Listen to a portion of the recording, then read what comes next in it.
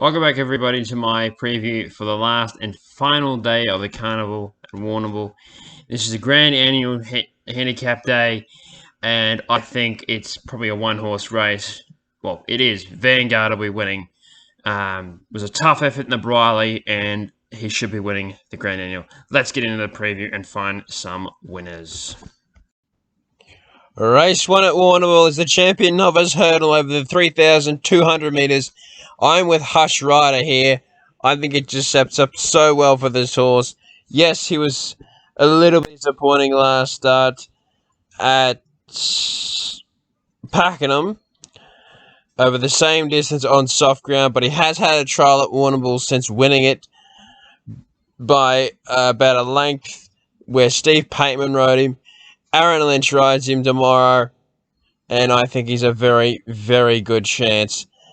And I think he should be winning this. The only reason I've got him on top and not Brungle Birdie is because Brungle Birdie has to stay at around the same weight that he carried last start, and Hush Rider gets a couple of kilos off its last start effort. So on knowing that, Hush Rider on top, Blandford Lad for third, and Pubello for fourth. But I'm with Hush Rider in the champion novice hurdle, $25 the win. Race 2 at Warrnambool is a benchmark 70 handicap for the 3-year-olds over 1,400 metres. I'm with Caesar here. 7 starts for 2 wins in 3 seconds. He's very competitive this horse, and I think he'll be winning 2 starts at the distance for a second and 3 starts on soft ground for 2 wins. 330, I think, is over the odds. I think it will shorten, and I think is 100% going to be winning here. Krizama for second. Only had the 1 start for the 1 win. Linda Meach on. Simon Wild has been having a great carnival. Mingora and Tillianum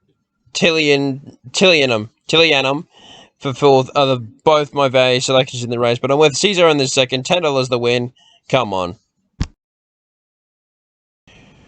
Race 3 at Warrnambool is a benchmark 78 handicap over the 1,100 metres. I'm with one at value here in Ocular at $18. I think this horse is way over the odds, considering you can tie his form in with Corner Pocket, who then you can tie him with Zaki. Not that they're in the same league, of course, but first up, this horse goes really well. 4 starts for 2 wins and a second. Has had 1 start at Warrnambool for the win and goes well on soft ground with 4 starts for a win in 2 seconds. I think that this horse is way over the odds, and I think is definitely going to finish top 3. Owen Spirit, the other one of value in the race, for second. Fiery Red, 2 short at 480. I don't think it should be that short. And Ashford Street, I wouldn't give Ashford Street a hope in hell, though does go well at Warrnambool. But I'm with Ocular in the third at Warrnambool. Hopefully the runner at value can win, because they've been doing that pretty regularly over the carnival. Race 4 is a Fillies and Mares benchmark 70 handicap over the 1,400 metres. I found it hard to split 2 here in Puckapunyal and Love Takes Time. I went with Puckapunyal because Lindsay Smith, it's on its home track, and it needed the run first up and will improve with the run second up. And his form second up is really good. 3 starts for a second and a third. Soft ground, 5 starts for 2 wins, a second and a third. Distance, 3 starts for a win and a second. And Jared Fighter right. I'm with Jared Fighter in a couple of tips for this card. And then Love Takes Time for second, obviously, is the class horse to race. Jamie Carr, Anthony and Sam Freeman trained, is elite on wet ground and will run really, really well. I couldn't split on both, so I just thought I'd go about a similar amount on both to probably win a similar amount. Pankhurst for third, and Wish I Might for fourth, and is the value at 26. But with Puckapunyal, Love Takes Time, couldn't split them both in race 4 at Warrnambool. Race 5 at Warrnambool, it's a benchmark 64 handicap over the 2,000 metres. I'm with King of Pharaohs. Again for Lindsay Smith and Jared Fry. This horse has to carry the big weight, but I think can do so and will be winning. Has had 1 start on soft ground for a win, 1 start at the track for a 3rd placing. But I don't think that's going to matter here. He's the best horse in the race. He's the best over this distance. And I think that Lindsay Smith can bag himself another winner here. Almsgiver for second. Damien Oliver on is a very, very good chance and has got the form on the board. Power of Song for third and Zoffala for fourth, being at $34. It is my value for the race, but I'm with King of Pharaohs in the fifth, 45 to win. Hopefully, will be the king of the fifth. Race 6 at Warrnambool is a benchmark 70 handicap over the 1700 metres.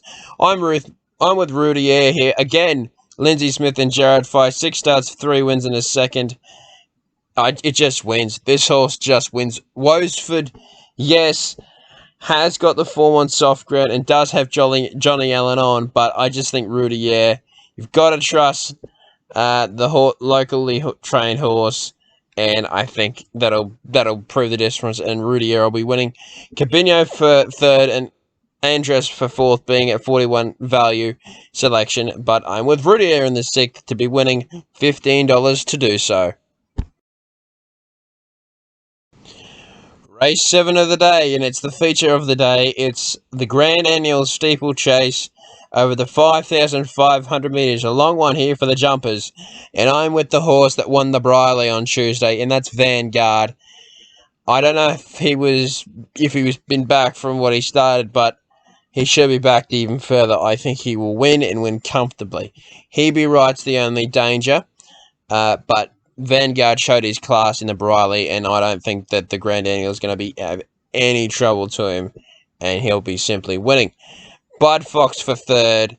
It's probably a bit too short at $3, but he will handle the distance and he will handle the jumps. We know that. And Bit of a Lad for fourth. Now, I tipped him on top to win the Briley, and he was very disappointing, but you're still getting good value for the place odds in the annual, and is value at $26. But I'm with Vanguard, 65 the win.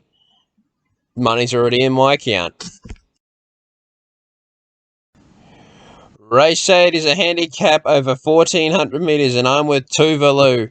The unbeatable horse of the day is this one, because it's just going to win, to be honest. 2 from 2 at Warrnambool, 2 from 3 at the distance with the second, and 2 from 2 on... Well, 2 from 2 placings... Well, 2 starts for 2 seconds on soft ground. Again, Lindsay Smith and Jared Fry. It just wins. Just wins. Camborne for second isn't a danger. Chief Altony and Seiners express the value, but I'm very keen on Tuvalu in the eighth. $80 the win. Hopefully Jared Fly can lift this horse over the line and get it home.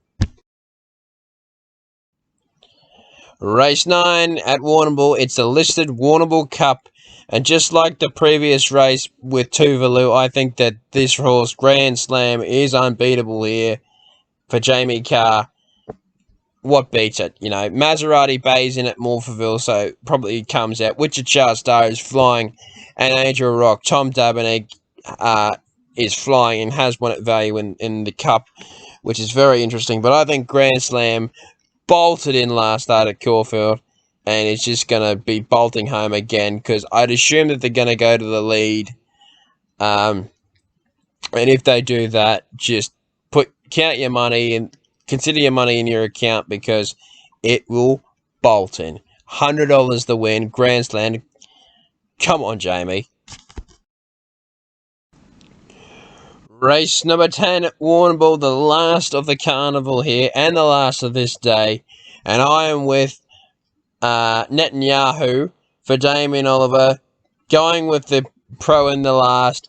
I think he will win, and I think it'll bolt in. 460 is the right price. Launchpad for second at $6 is good. Bellman, too short at $4.40, and Fast Melody at $81 is the value. But I'm hoping that the old goat can get Netanyahu over the line in the last at Warrnambool and for the carnival, and finish my day on a winning note.